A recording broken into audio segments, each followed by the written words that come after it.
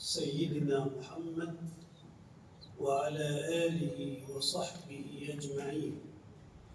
اللهم أخرجنا من ظلمات الوهم وأكرمنا بنور الفهم وافتح علينا بمعرفة العلم وسهل أخلاقنا بالحلم واجعلنا ممن يستمعون القول فيتبعون أحسنه.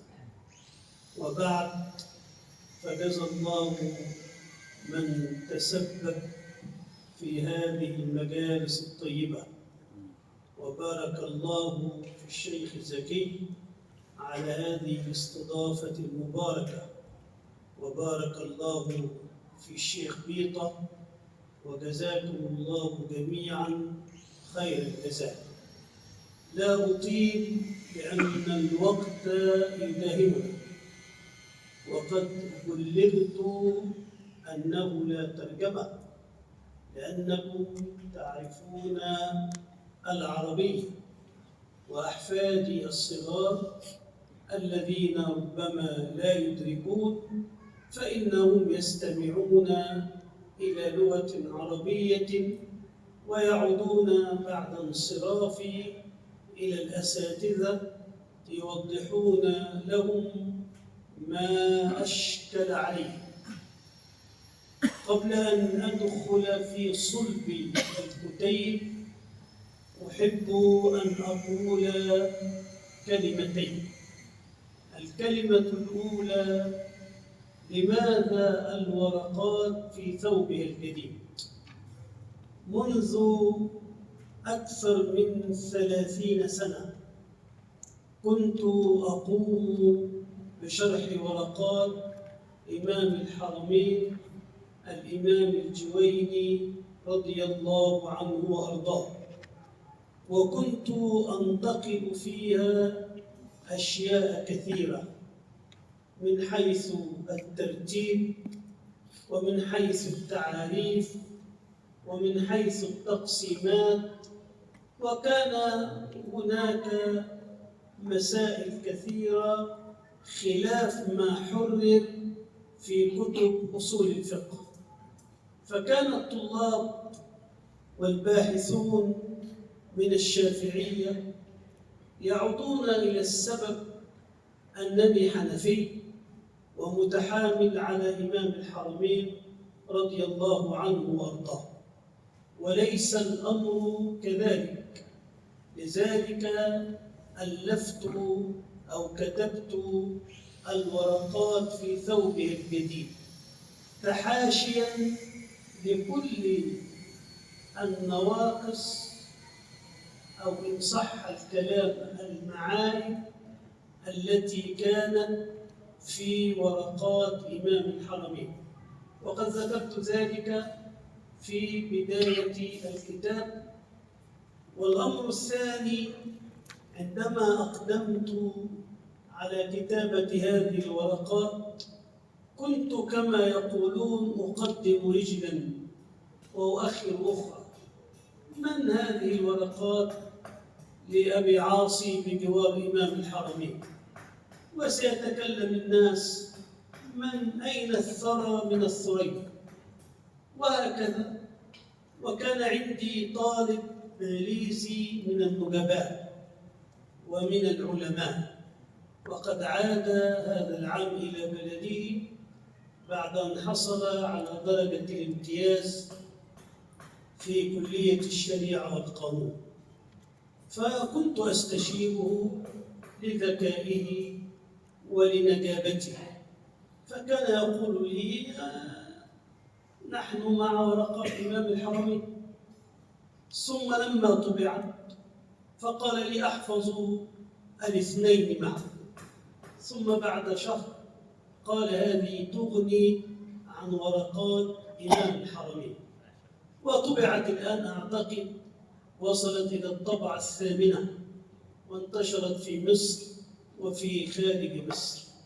ثم وفقني الله عز وجل إلى كتابة شرح عليها، طبع منذ سنة تقريبا، كلمات على الورقات في ثوبها الجديد. نبدأ الآن بالكتاب. من أراد أن يحفظ هذا المتن أو يحفظ متن إمام الحرمين فأنت بالخيار.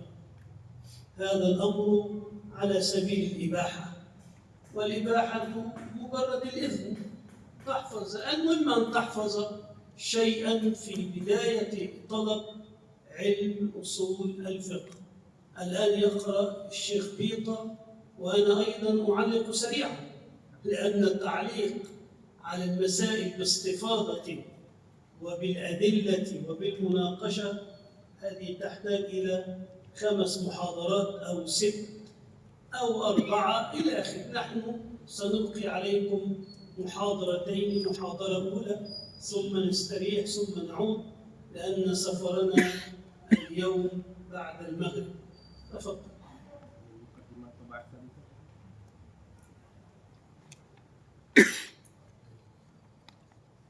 لا مش لازم عشان نلخص لك.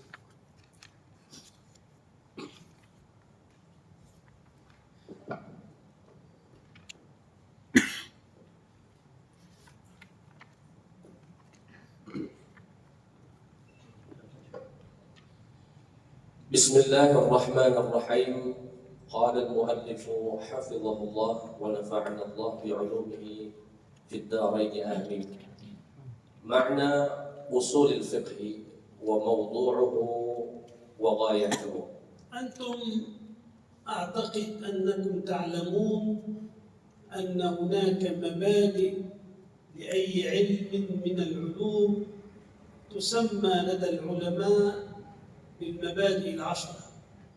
إن مبادئ كل فن 10: الحد والموضوع ثم الثمرة وفضله ونسبة والواضع والاسم الاستمداد حكم الشارع مسائل والبعض بالبعض اكتفى ومن درى الجميع حاز الشرف.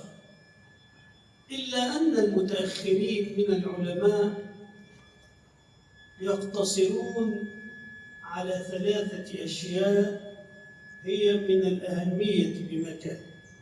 باب أي علم لكي تدخل في أي علم، في أصول الفقه، في أصول الحديث، في علوم القرآن، في الفلسفة، في المنطق، في أي علم، لابد أن تقف أولاً على 3 أشياء: على التعريف والموضوع والغاية. تعريف العلم، لابد أنك تريد أن تدرس أصول الفقه، أن تعرف ما أصول الفقه، لأن النفس البشرية لا يمكن أن تتوجه إلى المجهول إذا كنت أنت لا تعرف أي شيء عن أصول الفقه. كيف تطلبه؟ إذا لابد أنك تعرفه ولو بالإجمال، ولو بشيء ما. الذي يعرفه التعريف الذي يعبر عنه المناطقة بالحد. ثم موضوع العلم، فأصول الفقه تعرف بتعريفين في كل الكتب. تعرف بتعريف إضافي، وتعرف مرة ثانية بتعريف لقبي. التعريف الإضافي أن كلمة أصول الفقه مركبة من جزئين، من مضاف ومضاف إليه. يعني أصول الفقه، أنا لو قلت لك أعرف أصول الفقه، تقول أصول خبر لمبتدأ محذوف، هذه أصول خبر، أصول مضاف، والفقه مضاف إليه. إذن التعريف الإضافي نحن لابد أن نعرف كل من المضاف والمضاف إليه على حدة.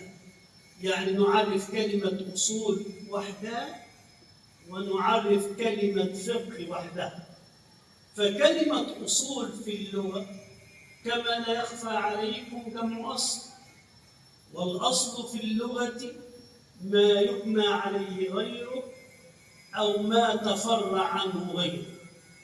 فأنت تقول هذه الأعمدة أصل البناء، لأن بناء الطابق الأول والثاني والثالث إنما ينبني على هذه الأعمدة، فالأعمدة أصل، وجذع الشجرة بالنسبة لفروعها أصل، والولد بالنسبة لأبيه فرع، فالوالد أصل تفرع عنه الولد.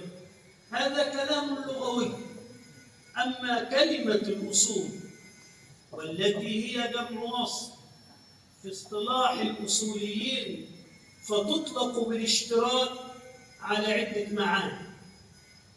المعنى الأول الأصل الدليل، فأنت تقرأ في كتب الفقه أن الربا حرام ويقولون الأصل في ذلك وحرم الربا، يعني الدليل في ذلك. المعنى الثاني للأصل القاعدة، كما تقول الأصل في الفاعل الرفع في النحو، يعني القاعدة الكلية أن كل فاعل مرفوع، وأن كل مبتدأ مرفوع، وأن كل خبر مرفوع، وهكذا. ويأتي الأصل بمعنى الراجح، كما تقول الأصل في الكلام الحقيقة. ويأتي الأصل بمعنى المقيس عليه، كما تقول الخمر أصل النبيذ، يعني أنت تقيس النبيذ وهو ما اتخذ من التمر أو من غير عصير العنب، لأن الخمر ما اتخذ من عصير العنب، وتقيس عليه النبيذ. وتأتي كلمة الأصل بمعنى الاستصحاب، كما تقول الأصل بقاء ما كان على ما كان. أنت إذا قمت من نومك وتوضأت وصليت الفجر ثم ظللت إلى الضحى وأردت أن تصلي الضحى ثم شككت هل انتقض وضوءك أو لا، فنقول لك استصحب الأصل. الأصل أنك طاهر وأنك على وضوء وعلى طهارة. هذه 5 معان لكلمة الأصل. نعود. إذا ما معنى أصول الفقه؟ يعني أدلة الفقه، يعني أدلة إجمالية يستخدمها الفقيه من خلال أو في خلال استنباط الأحكام. بهذا نكون قد انتهينا من الجزء الأول. قلنا أصول الفقه مركب إضافي، أصول مضاف، والفقه مضاف إليه. الفقه في اللغة الفقه، وأما في الشرع في اصطلاح العلماء فعند الشافعية العلم بالأحكام الشرعية العملية المكتسبة من أدلتها التفصيلية. وعند أبي حنيفة رحمه الله الفقه معرفة النفس ما لها وما عليها. إذن الفقه الأحكام. أصول الفقه يعني باعتبار التركيب الإضافي أدلة الفقه. هذا مؤلف وجيز في أصول الفقه. أصول الفقه مركب إضافي يتكون من صدر وعجز. أما الصدر فهو كلمة أصول، والأصل ما تفرع عنه غيره، والفرع ما تفرع عن غيره. وأما العجز فهو الفقه، وهو معرفة الأحكام الشرعية التي طريقها الاجتهاد. هنا مسألة. إمام الحرمين في الورقات، والشيرازي في اللمع، وبالمناسبة كلاهما بغدادي يعيش في بغداد. الشيرازي قبره معروف، وإمام الحرمين في بغداد، وكانا متعاصرين يعني في زمن واحد. وهناك مسائل كثيرة جدا في اللمع هي بعينها في الورقات. بحث الباحثون من الذي أخذ من الآخر، لم نهتدي إلى شيء. إلا أن الشيرازي كان أسن من إمام الحرمين، يعني كان أكبر منه سنا. المهم، الشيرازي وإمام الحرمين يرون أن الفقه الأحكام الاجتهادية فقط، أحكام الظنية فقط. يعني أنت لو قلت الصلوات الخمس مفروضة، هذا ليس بفقه، لأن هذا معلوم من الدين بالضرورة، هذا قطع. إذا قلت الزكاة واجبة على من ملك النصاب وحال عليه الحول، هذا ليس بفقه، لأنه أمر قطع. وهكذا. أما الفقه حصرا عند إمام الحرمين والشيرازي فهو محصور في الأحكام الاجتهادية. الوتر واجب، هكذا يقول الحنفي. الوتر مندوب، هكذا يقول الشافعي. إذن هي مسألة ظنية اجتهادية خلافية، هذا فقه. الأحكام بناء على كلام إمام الحرمين، الأحكام القطعية لا تسمى فقه، لا عند إمام الحرمين ولا عند الشيرازي ولا عند السيد الشريف الجرجاني من السادة الحنفية. لذلك قال الفقه الأحكام الشرعية التي طريقها الاجتهاد. إذن كل حكم مجتهد فيه فهو فقه. أما الأحكام القطعية التي ثبتت بالأدلة القطعية فليست من الفقه. واضح؟ وتعريفه اصطلاحيا هو معرفة دلائل الفقه إجمالا وكيفية الاستفادة منها وحال المستفيد. شوف، يعني مما يميز هذه عن إمام الحرم، بعد أن فرغنا من التعريف الإضافي لأصول الفقه انتقلنا إلى التعريف اللقبي، التعريف العلمي. أنا قلت في أول كلامي بأن أصول الفقه تعرف بتعريفين: تعرف باعتبارها مركبا أو باعتباره مركبا إضافيا، وتعرف باعتباره لقبا وعلما. لو أنت رجعت إلى إمام الحرمين بعد أن يعرف لك في الصفحة الأولى أصول الفقه باعتباره مركبا إضافيا يتركك ب5 صفحات أمام، ثم يعود ويعرف لك أصول الفقه باعتباره لقبا وعلما. وهذا يحدث تشتيتا عند الطالب في بداية الطلب. الآن نحن فرغنا من تعريف أصول الفقه باعتباره مركبا إضافيا. التعريف الثاني أصول الفقه باعتباره لقبا وعلما. ذكرت لكم هذا التعريف الذي ذكره الإمام البيضاوي رحمه الله في كتابه المنهاج: معرفة دلائل الفقه إجمالا وكيفية الاستفادة منها وحال المستفيد. وابن السبكي في جمع الجوامع لا يذكر حال المستفيد. أصول الفقه معرفة دلائل الفقه إجمالا وكيفية الاستفادة منه. إجمالا يعني أنت تعرف أن القرآن حجة يجب العمل به، وأن السنة حجة، وأن الإجماع حجة، وأن القياس حجة، وأن الأصل في الأمر أنه للوجوب ما لم تأتي قرينة تصرف عن الوجوب إلى غيره، والأصل في النهي. كل هذه قواعد كلية لا علاقة للفقيه بها، هذه قواعد إجمالية يذكرها الأصوليون. معرفة أدلة الفقه إجمالا، أما الفقيه فيعرف الأدلة تفصيلا.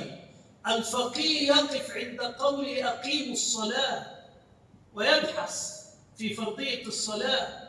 الأصولي لا علاقة له بأقيموا الصلاة ولا بآتوا الزكاة. الأصولي بحثه دليل إجمالي، أن كل أمر يفيد الوجوب ما لم تصرف قرينة عن الوجوب إلى غيره. لا ينظر الأصول إلى أقيموا الصلاة ولا آتوا الزكاة ولا فليتزوج، من استطاع منكم الباءة فليتزوج، ملوش علاقة بهذه الجزئيات.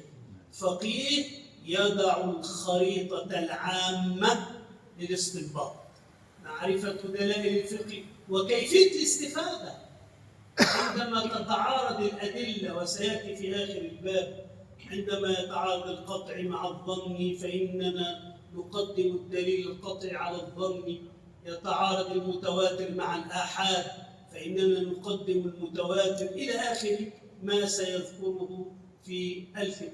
وحال المستفيد المجتهد وشروط الاجتهاد وأدوات الاجتهاد. شوف، مباحث الأصول إجمالاً ثلاثة، يعني كل أصول الفقه على سبيل الإجمال تبحث في ثلاثة أبواب: الأدلة ومتعلقاتها، والتعارض والترجيح، والاجتهاد والفتوى والتقليد. كل أصول الفقه من أوله إلى آخره إنما يبحث في هذه الأبواب الثلاث: الأدلة ومتعلقاتها، متعلقات الأدلة الدلالات، التعارض والترجيح بين الأدلة، ثم يبحثون في النهاية الاجتهاد والتقليد والإفتاء. وموضوعه الأدلة من حيث العوارض اللاحقة لها من كونها عامة وخاصة وأمرا ونهيا وغير ذلك، وغايته الوصول إلى الأحكام الشرعية من الأدلة. قلنا في البداية أصول الفقه باب أي علم: التعريف والموضوع والثمرة. الآن فرغنا من تعريف الأصول. موضوع أصول الفقه الأدلة من حيث كونها موصلة إلى الأحكام، وبعضهم يقول والأحكام من حيث كونها ثابتة بالأدلة. نعم. وغايته الوصول إلى الأحكام الشرعية من الأدلة التفصيلية. غاية أصول الفقه أنك تصل إلى الأحكام الشرعية من خلال استخدام واستعمال الأدلة الإجمالية. مقدمات أصولية، مراتب الإدراك. شوف، هذه المقدمات تجدها في الورقات مبعثرة هنا وهنا، لكن نحن ذكرناها لك في البداية لأنها مفتاح العلم. درجات تعلق النفس بالقضية. شوف يا شيخ، أي قضية أنت مثلا تقول زيد عالم، هذه قضية مبتدأ وخبر في النحو، موضوع محمول في المنطق، مسند إليه ومسند في البلاغة. قضية يعني إيه قضية؟ تحتوي على نسبة. نسبت العلم إلى زيد. أنا الآن أتوجه بنفسي إلى هذه القضية: زيد عالم. هل أنا قاطع ومدرك على سبيل القطع أن زيداً عالم، أو أن نفسي تتوجه إلى هذه القضية ظناً، يعني أغلب على ظن الطرف الراجح أن زيداً عالم، أو أنا لا أعرف زيداً وأخبرت بأن زيداً عالم؟ وكما نحن يعني للأسف الشديد نعيش في هذا الزمن، كل واحد يحب شيخ، أراه مقدمة على شيخ، يفضل يقول لك شيخنا ده علامة والبحر الفهامة وأعلم من لقيت، وهذا أعلم من لقيت بالحديث على وجه الأرض، وهذا وهذا وهذا. أنا قد أتشكك، يعني زيد عالم 50% عالم، 50% ليس بعالم، أو أني أدرك 30% أن زيد عالم، قال لي هذا وهم، أو أنني أدرك أن زيدا ليس بعالم، هذا جهل. فالنفس الإنسانية عندما تتوجه، أنت مسلم ومؤمن، أنت عندك يقين أن محمدًا رسول الله على وجه القطع. لو جئنا إلى واحد دخل الإسلام جديدًا لسه يقول والله يعني هو رسول الله بنسبة 70%. المتشكك الذي يبحث يقول يعني 50-50. الملحد يقول ليس برسول. أي قضية حتى بالنسبة لله، أي قضية في الوجود عندما تتوجه النفس إليه، إما تتوجه إليه على سبيل القطع فهذا علم، أو على سبيل إدراك الطرف الراجح فهذا ظن، أو على سبيل التساوي في النسبة فهذا شك، أو على سبيل الطرف المرجوح أو عدم الإدراك هذا جهل. أنت الآن في ورقة الامتحان أجبت عن 4 أسئلة إجابة نموذجية كاملة، إذا أنت عندك يقين أنك تحصل على امتياز. آخر من الطلاب أجاب عن 3 أسئلة فقط ومتشكك في الرابع أو تركه، يغلب على الظن أنه سينجح. الثاني أجاب عن 2 وترك 2، 50-50، ممكن ينجح وممكن يرسب. الآخر أجاب عن 1 من 4، هذا وهم أنه ينجح. الثاني أو الأخير ترك الورقة بيضاء وقال تركتها بيضاء علامة على الصفاء والنقاء، فهذا جهل، أليس كذلك؟ نعم. درجات تعلق النفس بالقضية إما يقينا أو ظنا أو شكا أو وهما أو جهلا مركبا. فاليقين هو الإدراك الجازم المطابق للواقع عن دليل، والظن تجويز أمرين أحدهما أرجح من الآخر عند الظان، والراجح من الأمرين هو الظن، والمرجوح هو الوهم، والشك تجويز أمرين ليس لأحدهما مزية عن الآخر. العلم نوعان: علم ضروري وهو ما لم يقع النظر. طبعا أنا لست أدري تدرسون المنطق ولا لا تدرسون. المهم العلم نوعان: علم ضروري وعلم مكتسب. العلم الضروري هو العلم الذي يلزم نفس المخلوق لزوما لا يجد المخلوق إلى الانفكاك عنه سبيلا. يعني نحن الآن عندنا علم أننا نجلس في هذا المعهد المبارك وفي الصباح وندرس الورقات في ثوبها الجديد، هل هذا علم ضروري؟ لا يمكن لواحد منا الآن أن ينكر. يعني مفيش واحد مننا الآن، لو واحد مننا الآن قال لا أنا لست جالسا معكم، أنا الآن قاعد في جاكرتا، نقول هذا مجنون، لأن هذا علم ضروري يلزمنا. أنت اسمك علي، اسمك محمد، اسمك بيطة، اللي هذا علم ضروري، أنت تعلم اسمك. العلم الضروري هو العلم الذي يلزمك ضرورة دون نظر ولا تأمل ولا اكتساب. هناك علم نظري يحتاج إلى أدلة. لو قال لك ملحد هل الله موجود؟ أنت تقول الله موجود، هذا علم نظري ولا ضروري؟ هذا علم نظري ولا ضروري؟ نظري، لأنك تقيم الأدلة على أن الله موجود. فالعلم النظري يحتاج إلى أدلة، يحتاج إلى تأمل، يحتاج إلى فكر. أما العلم الضروري فلا يحتاج. 1 زائد 1 تساوي 2. الكل أكبر من الجزء، الوالد أكبر من ولده، الولد أصغر من أبيه.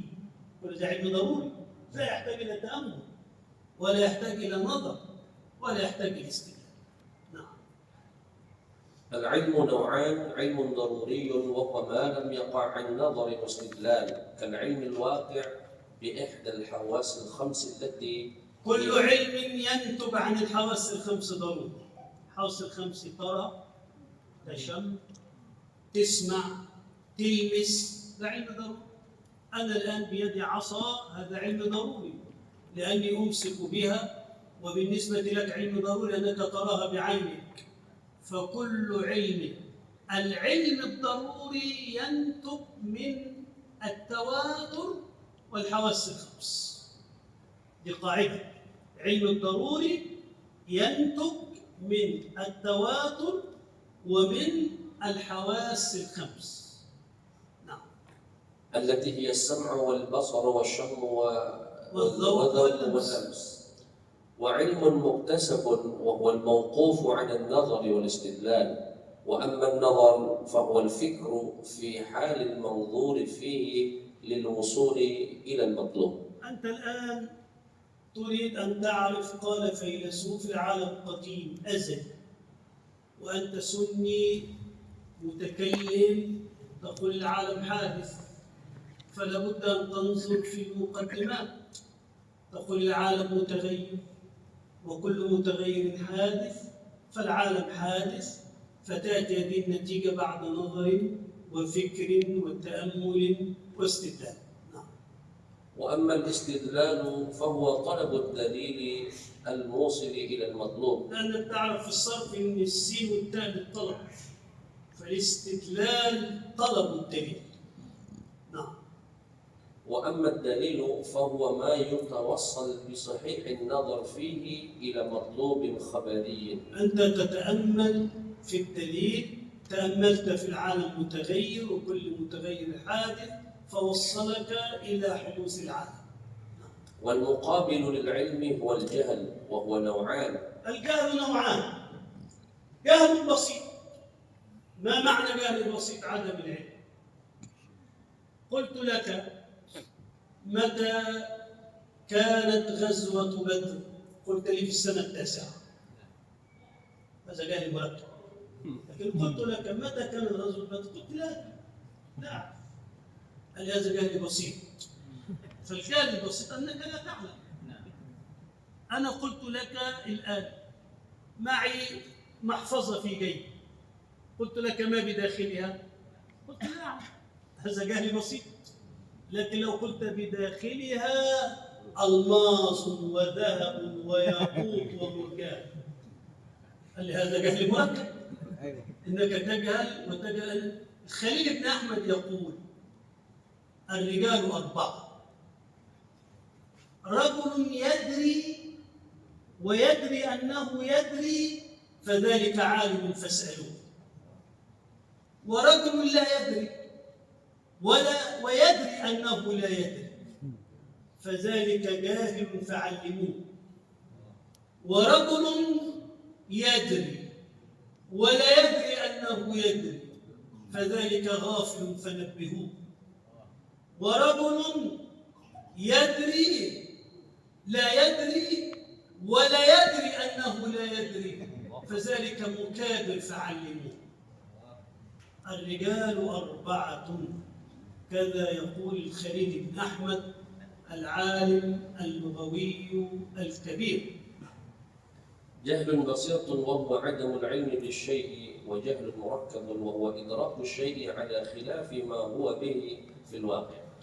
الحكم الشرعي. الحكم الشرعي هو خطاب الله المتعلق أنا عندي اقتراح لست أدري تقبلون، ما أشرحه الشيخ بيطة لا يقرأ حتى لا نضيع الوقت.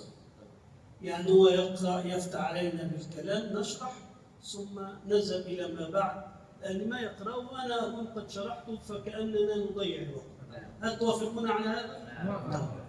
الحكم الشرعي خطاب الله المتعلق بأفعال المكلفين على سبيل الاقتضاء أو التخيير. الحكم الشرعي خطاب الله. قال لي يا أخي خطاب الله متعدد، عندما يقول الله عز وجل والجبال أوتادا، هذا خطاب الله لكن ليس متعلقا بالمكلفين. يعني ربي عندما يقول وسيرنا مثلا كذا قل سيروا في الأرض فانظروا إلى آخره، هذا ليس متعلقا بالمكلفين. والجبال أوتادا ليس متعلقا بالمكلفين. خطاب الله المتعلق بأفعال المكلفين. أقيموا الصلاة خطاب الله المتعلق بفعل المكلف على سبيل الاقتضاء. الاقتضاء يعني الطلب، والطلب نوعان: إما طلب فعل أو طلب طلب. طلب فعل، قلت لك قم، هذا فعل. قلت لك لا تتكلم مع زميلك، هذا نهي. طلب، فالطلب إما طلب فعل وإما طلب طلب.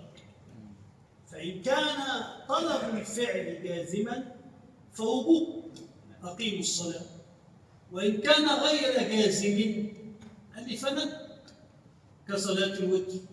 والنهي إن كان جازما فتحريم، لا تقربوا الزنا. وإن كان غير جازم فكراهة، لا ترفعوا أبصاركم إلى السماء وأنتم في الصلاة. إذن بالاقتضاء تضمنت 4 أحكام: الوجوب والندب والتحريم والكراهة. كم بقي من الأحكام؟ 5 للإباحة، اللي خطاب الله متعلق بأفعال المكلفين على سبيل الاقتضاء أو التخيير. الإباحة لا تكليف فيها، الإباحة إذن فقط، كلوا واشربوا. الإباحة إذن، هذا أمر مأذون من الشارع، يعني أذن لك. وفي الإذن بقى كلام طويل في كتب الأصول. وهناك عالم من المعتزلة البلخي، ويعبر عنه في الكتب بالكعبي، له فلسفة في أن المباح مأمور به، لكن لا نتعرض له الآن. إذا نضيف الإباحة إلى الأحكام 4 تكون الأحكام 5. هذه تسمى عند العلماء بالحكم التكليفي. يعني إيه تكليفي؟ يعني ربي كلفنا بها. ربي كلفك بأن تصلي، بأن تصوم، بأن لا تقرب الزنا، بأن لا تأكل الربا إلى آخره. وهناك نوع آخر اسمه الحكم الوضعي. الحكم الوضعي وهو جعل شيء سببا لشيء أو شرطا له أو مانعا منه. أنت متى تصلي؟ قال إذا دخل الوقت. الوقت سبب، لو صليت قبل دخول الوقت صلاتك باطلة. الوقت جعله الله علامة، جعله الله سببا في إيجاب الصلاة. متى تصوم؟ قال فمن شهد منكم الشهر فليصم. يبقى أنت تصوم عند دخول الشهر، لأن دخول الشهر سبب. وهناك شرط أنك لا تصلي إلا إذا كنت متوضئا. ولو صليت بغير طهارة عامدا متعمدا، قال أبو حنيفة يوشك أن يقع الإنسان في الكفر، لأنه كالمستهزئ بربه. إذا أنت دخلت الصلاة عامدا متعمدا وأنت على غير طهارة، بهذا شرط. الطهارة شرط في الصلاة. هناك موانع بقى. المرأة عندما يأتيها العذر الشرعي، هذا العذر يمنعها من الصوم ويمنعها من الصلاة. يبقى الحكم الوضعي سبب، شرط، مانع. شرطية، سببية، مانعية، هذه تسمى بالأحكام الوضعية. أين القهوة؟ احنا هذا طلب منذ شهر. منذ شهر.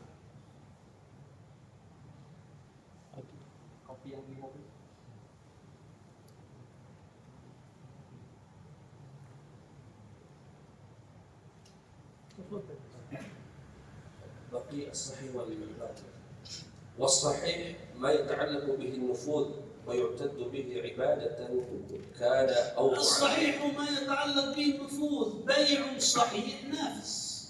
يعني نافذ، يعني ينتقل المال من المشتري إلى البائع وتنتقل السلعة من البائع إلى المشتري. نفذ البيع، بعتك السيارة، أنت تعطيني الثمن وأنا أعطيك السيارة، البيع صحيح، البيع نافذ. نعم. والباطل ما لا يتعلق به النفوذ ولا يعتد به عبادة كان أو معاملة. نعم، صلاة من غير وضوء صلاة باطلة لا تنفذ ولا تبرأ ذمتك عند الله عز وجل. نعم. الباب الأول المباحث المتعلقة بالألفاظ. الفصل الأول. خد بالك، أنا قلت لك يعني حاول تحفظ القواعد. أنا قلت لك كل أصول الفقه 3 أبواب: إجمال، الأدلة والمتعلقات، والتعارض والترجيح، والاجتهاد والإفتاء والتقليد. بس أدي أصول الفقه. فالآن متعلقات الأدلة الدلالات، دلالات الألفاظ. نعم. الفصل الأول في الحقيقة والمجاز. أنتم درستم بلاغة؟ خلاص، لسنا في حاجة إلى هذا. فالحقيقة استعمال الكلمة في موضعك له، كأن تستعمل كلمة الأسد في الحيوان المفترس. والمجاز استعمال الكلمة في غير موضعك له، كأن تستعمل كلمة الأسد في الرجل الشجاع لعلاقة وقرينة مانعة من إرادة المعنى الأصلي. نعم. والمجاز إما والحقيقة إما لغوية. الحقيقة 3 أقسام: إما لغوية، وإما شرعية، وإما عرفية. حقيقة لغوية كما ذكرت لك، كأن تستعمل كلمة الأسد في الحيوان المفترس. حقيقة شرعية كأن تستخدم كلمة الصلاة في الأقوال والأفعال المخصوصة المفتتحة بالتكبير والمختتمة بالتسليم. حقيقة عرفية كأن تفرق بين السمك واللحم، تقول السمك غير اللحم في عرف الناس. كل هذا لا يهم. الذي يهمنا أن الحقيقة الشرعية مقدمة على اللغوية ومقدمة على العرفية، لأن النبي صلى الله عليه وسلم بعث لبيان الشرعية. والمجاز إما لغوي وإما عقلي. فاللغوي تجوز في الكلمة، والعقلي تجوز في الإسناد. معروف هذا في البلاغة، المجاز العقلي والمجاز اللغوي. المجاز العقلي إسناد الشيء إلى غير ما هو له لعلاقة وقرينة. بتقول جرى النهر، النهر لا يجري يا أخي. الذي يجري الماء في النهر. ايوه. صيام رمضان، تصوم نفس رمضان ولا تصوم الأيام في رمضان؟ صوم الايام برمضان. تصوم، هذا مجاز عقلي. في عيشة راضية، العيشة راضية ولا العيشة مرضية؟ الراضي الذي يعيش. معروف في البلاغة هذا المجاز العقلي والمجاز اللغوي. نعم. الفصل الثاني في المنطوق والمفهوم. المنطوق ما دل عليه اللفظ في محل النطق. إن جاءكم فاسق بنبأ فتبينوا. منطوق الآية أنه إذا جاءنا فاسق بنبأ فإننا نتبين. وأنا من خلال هذا السن والزمن الطويل أجد أن هذه الآية غائبة تماماً عن 90% من المسلمين. يأتي واحد يقول لك فلان يقول، على طول تصدق وتاخذ موقف وتجتنبه وتعتزله وتشنع عليه وتدوس عرضه ولم تتثبت. يا أخي تثبت أولا. عليك، شوف أنا أعطيك قاعدة اجعلها منهاجا في حياتك وفي العلم وفي قراءة الكتب وفي سماع خطبة الجمعة وفي سماع الدروس. لا تصدق كل ما تقرأ ولا تصدق كل ما تسمع. مش أي شيء تقرأه وتصدقه. أنا أقرأ في تفسير ابن كثير أشياء أنا لا أصدقه. في الجلالين الذي تحبونه تتعبدون لله، في الجلالين كلام لا يمكن أن يقبله المنطق. اقرأ في تفسير سورة يوسف، واقرأ في قوله ولقد همت به وهم بها. ليس كل ما يقال يصدق، ليس كل ما يقال يصدق. كان لنا شيخ رحمه الله ورضي الله عنه كان غاية في الزكاة، فكنت أقرأ عليه الحديث ربما وأنا في منتصف الحديث، وهو كان كفيفا يقول هذا الحديث لا يصح، هذا الحديث يصح. في آخر الكلام أجد أن الذي قال إنه لا يصح أجد أنه ضعيف أو موضوع. ملكة كلام النبي عليه الصلاة والسلام عليه نور يدركه أهل الحديث، والكلام المنسوب إليه عليه ظلمة. ولن يكون الرجل محدثا حتى يحكم على الحديث قبل أن ينظر في سنده. الله. هذه القاعدة أنا سمعتها وأنا صغير من السيد عبد الله الغماري رحمه الله ورضي الله عنه. الشيخ عبد الله الغماري عالم المغرب الكبير، كان من أفراد هذا الزمان في العلم في الأصول وفي الحديث. قال لنا لا يكون الرجل محدثا حتى يحكم على الحديث قبل أن ينظر في السند. والمنطوق إما نص أو ظاهر أو مجمل. المنطوق اللفظ إما نص لا يحتمل إلا معنى واحد، تلك 10 كاملة. تحتمل معنيين؟ لا. قل هو الله أحد تحتمل معنيين؟ ما فيش أبدا. تعرفون المصريين يعني مشهورين بالفكاهة. أيضا أهل السنة. أيضا أهل السنة. ما رأيك؟ فكان هناك ولد في الأزهر يجلس مع زملائه ويقول لهم أبي عالم كبير، أبي بحر في العلم، الله. أبي لا نظير له، أبو جهل لا يعلم شيء. فقال زملاؤه يوما نريد أن نذهب إلى بيتكم وإلى أبيك نستفيد منه، هذا العالم الكبير. فذهب إلى أبيه وقال زملائي يأتون إليك ويسألونك. أبوه رجل فلاح لا يعرف. قال يا ابني أنا. قال اسمع، كلما سألوك سؤالا قل فيه قولا. فجاء الطلاب يسألون كل مسألة فيها قولا. فهناك طالب ذكي قال له أفي الله شك؟ قال له فيها قولا. فابنه أراد أن يخرج أباه من المأزق، قال نعم أبي يقصد فيها قولان في الإعراب. وهي فعلا فيها قولان في الإعراب ذكرهما ابن هشام في شذور الذهب. نعم.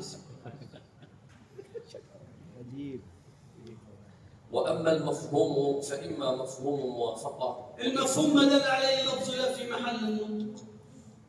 إن جاءكم فاسق بنبأ فتبينوا، ده المنطوق قال فإذا جاءنا العدل نتبين، هذا هو المفهوم. نعم. الفصل الثالث الأوامر والنواهي. أهم ما في الأصول الأوامر والنواهي، لأن الشريعة مبنية على الأوامر والنواهي. افعل ولا تفعل. الشريعة مبنية على الأوامر والنواهي. وفي الأوامر بقى مسائل في الأصول. طبعا كما قلت هذا كتاب صغير، هناك تعريف الأمر، صيغ الأمر، مقتضى الأمر، هل يفيد التكرار أو لا، هل يفيد الفور أو لا، وهكذا. الأمر بالشيء نهي عن ضده، ما يتوقف عليه الأمر. يعني هناك مسائل عديدة في مباحث الأمر في أصول الفقه. نعم. وصياغه 4. صيغ الأمر الصريحة، اكتب عندها الصريحة. صيغ الأمر الصريحة 4. فعل الأمر، قلت لك قم، هذا أمر. اثنين، اسم فعل الأمر، أسماء الأفعال في النحو، تعرفون أسماء الأفعال؟ فصه بمعنى اسكت، ومه بمعنى كف، فهذا أيضا يدل على المضارع المقترن بلام الأمر. يا معشر الشباب من استطاع منكم الباءة فليتزوج، فعل مضارع مقرون بلام الأمر. والمصدر فضرب الرقاب، هيضربوا بتعرف ضربا مفعول مطلق، هيضربوا ضرب الرقاب. وهي حقيقة في الوجوب مجاز في غيرها، وهذه الصيغ لا تقتضي التكرار على الصحيح ولا تقتضي هل الأمر يقتضي التكرار؟ الجواب الصحيح لا، الأمر لا يقتضي التكرار ولا يقتضي الفور. طبعا ده خلاف، لكن احنا بنذكر الصحيح. والأمر بإيجاد الفعل أمر به وبما لا يتم الفعل. الأمر بإيجاد الصلاة أمر بالوضوء، لأن الوضوء، لأن الصلاة لا تتم إلا بالوضوء، فالأمر بإيجاد الشيء أمر به وبما لا يتم الشيء إلا به. نعم.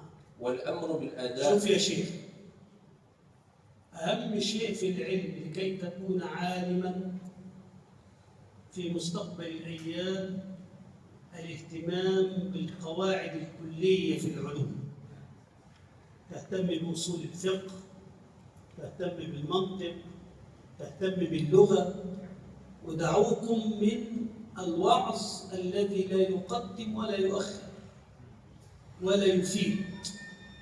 يعني خلي اهتمامك منذ الصغر بالعلم وبحفظ المتون وبحفظ القرآن وبحفظ القواعد الكلية، ستكون عالما إن شاء الله تعالى.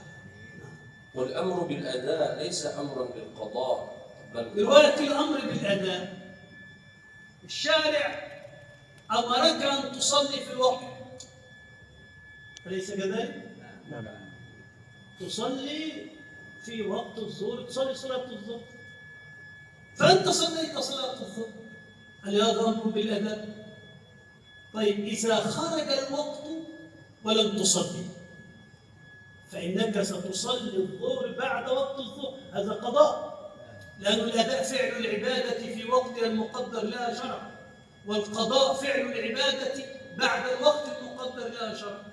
لما تصلي الظهر قضاء، هل أنت في حاجة إلى أمر جديد أو أنك تصلي بناء على الأمر الأول؟ قال والأمر بالأداء ليس أمرا بالقضاء، يعني أنت تحتاج إلى أمر جديد. وقال الحنفية الأمر بالأداء أمر بالقضاء.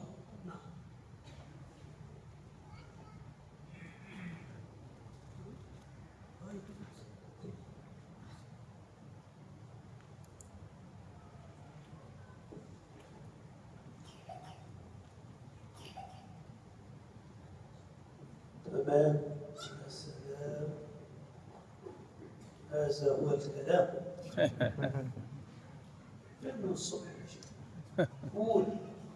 والأمر بالشيء مع وازع فطري في الإنسان، مع وازع، دي قاعدة مهمة ذكرها الإسنوي في كتابه نهاية السور. دلوقتي يا مولانا ربنا سبحانه وتعالى قال لنا كلوا واشربوا. طيب لو لم يقل الله لنا كلوا كنا سنأكل ولا لا نأكل؟ هنأكل، بفطرة طبيعتنا. يا معشر الشباب من استطاع منكم الباء فليتزوج. لو النبي ما قالش فليتزوج هنتجوز ولا لا؟ جوز. قال لي فقوله كلوا أمر، قال لي ليس للوجوب إنما هو للإباحة. ليه؟ لماذا؟ قال لي الوازع الفطري، لأنه هذا بفطرتنا سنأكل، بطبيعتنا سنأكل، بطبيعتنا سنتزوج.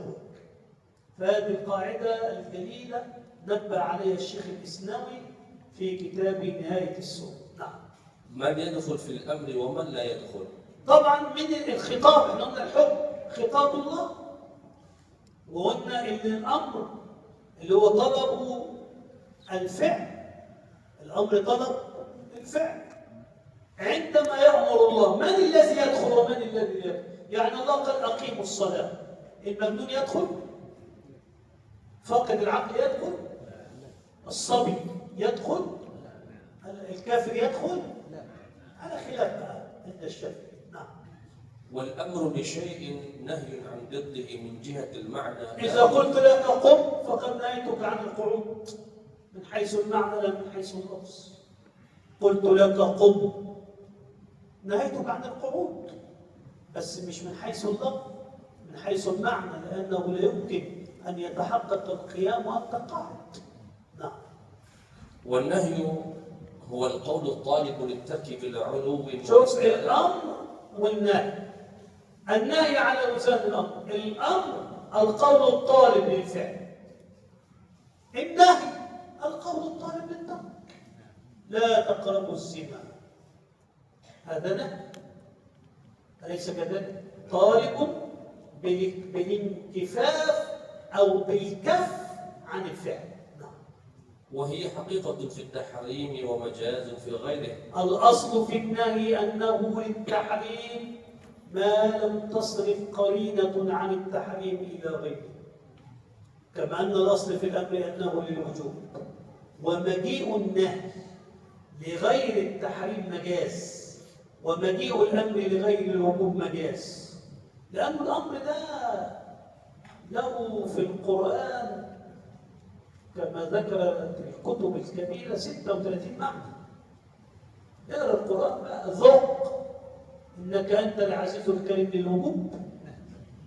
كونوا قردة للوجوب، كونوا حجارة للوجوب، فاتوا بسورة من مثله، كل ذلك خروج عن الوجوب. وتدل على الفور والتكرار النهي بخلاف الأمر، الأمر لا يدل على الفور، النهي يدل على الفور. لا تقربوا الزنا يعني تكف فورا. ولما نهى المسلمين عن الخمر فإن الصحابة في شوارع المدينة أرقوا الخمر على الأرض فورا. نعم. والتكرار عكس الأمر. نعم. يعني النهي يقتضي التكرار بخلاف الأمر لا يقتضي التكرار، والنهي يقتضي الفور بخلاف الأمر لا يقتضي الفور. نعم.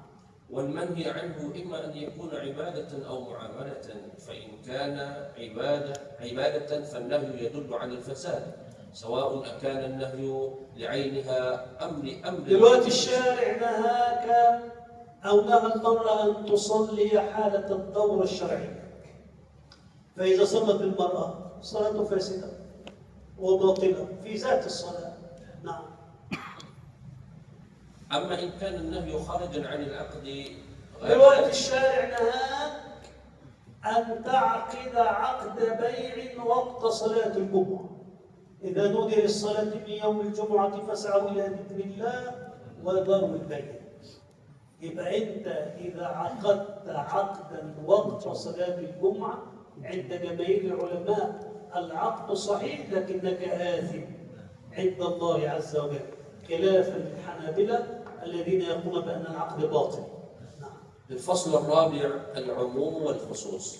العام لفظ يستغرق الصالح له من غير حصر. دلوقتي عندما يقول لقد أفلح المؤمنون، المؤمنون لفظ عام يستغرق الصالح له من غير حصر.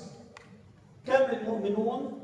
الله أعلم، مليون تريليون من غير حصر.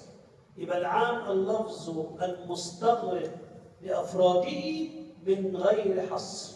نعم. ودلالته ظنية ما لم يكن. عند الشافعية دلالة العام على أفراده دلالة ظنية، وعند الحنفية دلالة العام على أفراده دلالة قطعية. نعم. وألفاظه كل وجميع. العموم له ألفاظ، له صيغ، كل من صيغ العموم، كل من عليها فان، تستغرق كل الناس إلى يوم القيامة. كل نفس ذائقة الموت، عام شمول لا يفلت منه أحد. فسجد الملائكة كلهم العام.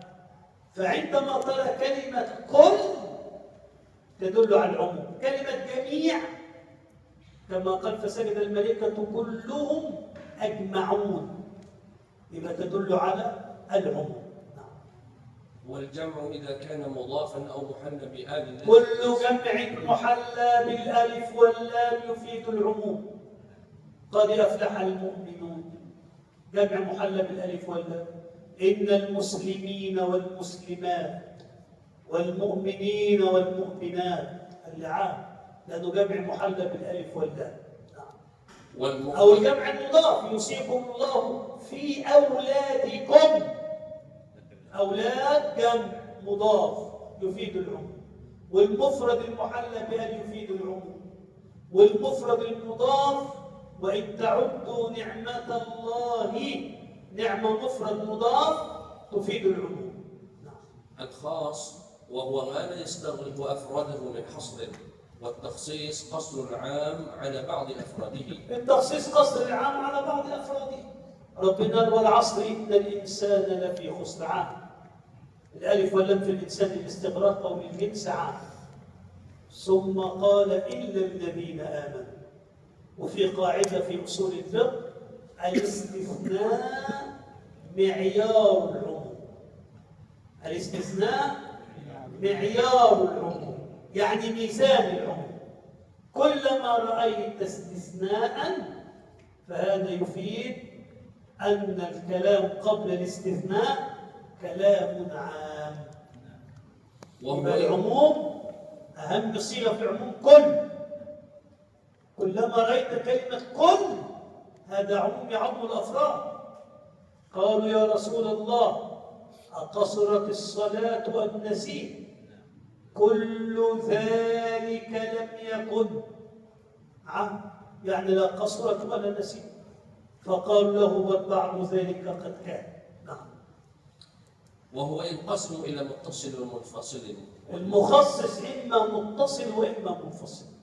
متصل يعني العام والمخصص في سياق واحد. والعصر إن الإنسان لفي خسر إلا الذين آمنوا. يبقى إلا الذين آمنوا تخصيص متصل. نعم. أو منفصل. قال لنا المطلقات يتربصن بأنفسهن 3 قروء. المطلقات عام ولا مش عام؟ عام. مطلقات جمع محلى بالألف واللام.